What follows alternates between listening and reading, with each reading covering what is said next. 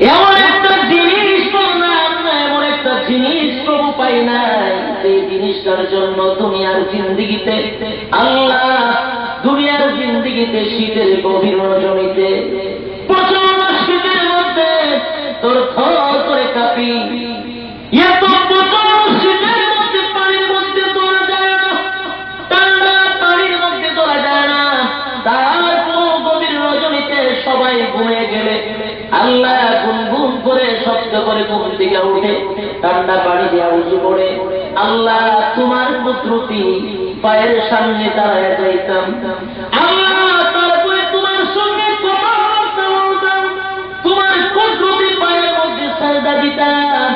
আল্লাহ শুধু তাই নয়, আল্লাহ হারাম হালাল মাইনা চললাম, রোজা রাখলাম, হজ করলাম, যাকাত দিলাম, খারাপ কাজের মধ্যে লিপ্ত হইলাম না, পর্দা বেপর্দা চললাম না, পর্দা মতে চললাম, তোমার কথা অনুযায়ী জীবন যাপন করলাম।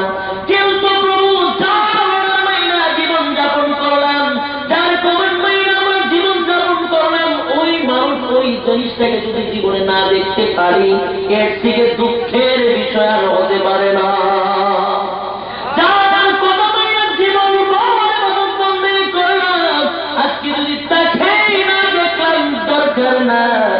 তার বাড়িতে থাকার আমার প্রয়োজন নাই, প্রভু যার কথা মাইনা সবকিছু করলাম তাকে দেখতে চাই, জান্নাতের প্রয়োজন নাই। কোন সুবহানাল্লাহ। আল্লাহ বুঝতে বান্দা অভিমান করেছে, বান্দা অভিমান করেছে, এবার ডাক দেয়া বলবে বান্দা রে অভিমান করিস না, অভিমান করিস না, আমি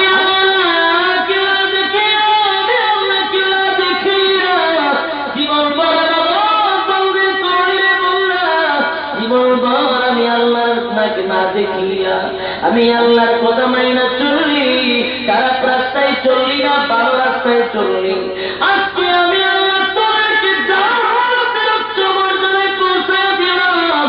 এত বড় নিয়ামত পাইও বান্দা খুশি হচ্ছে, যারে বললা কি চাস, বলে আল্লাহ তোমার দিদার দেখতাম চাই, তোমার দিদার যদি একটা চলে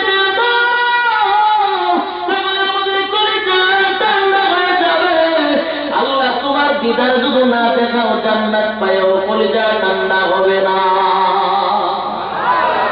আরো আজকে হইনা জেনে আবার বেটেনতে হইলে বলেনি আপনারা আওয়াজ সুবহানাল্লাহ বলে ধরুন ওড়ে, পাশে তো মহিলারা আছে, মহিলায় কিরো মানুষ মাহফিল আমি দেখছি না, তো আজকে আওয়াজ করেন সুবহানাল্লাহ বললি না, সব আছে সুবহানাল্লাহ করবেন তো জান্নাতে একটা ফুলের গাছ আল্লাহ লাগাই দিবে। সুবহানাল্লাহ। কিপটান্তি করে এই কারণে তো জান্নাতে যেতে পারতেন না, তো কিপটান্তির কারণে তো কি বলতে করেন যে এলে জান্নাতে যেতে পারতেন না, কিছু অর্থ ব্যয় করেন এগুলো জান্নাতে যেতে পারেন।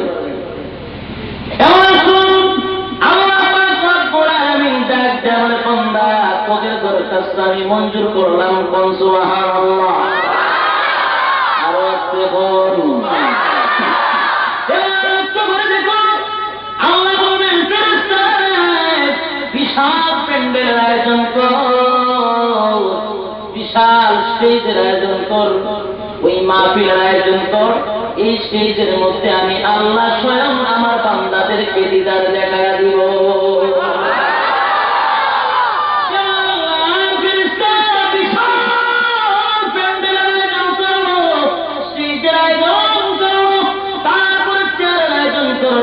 আল্লাহ ওই মাহফিলের সভাপতি থাকবে,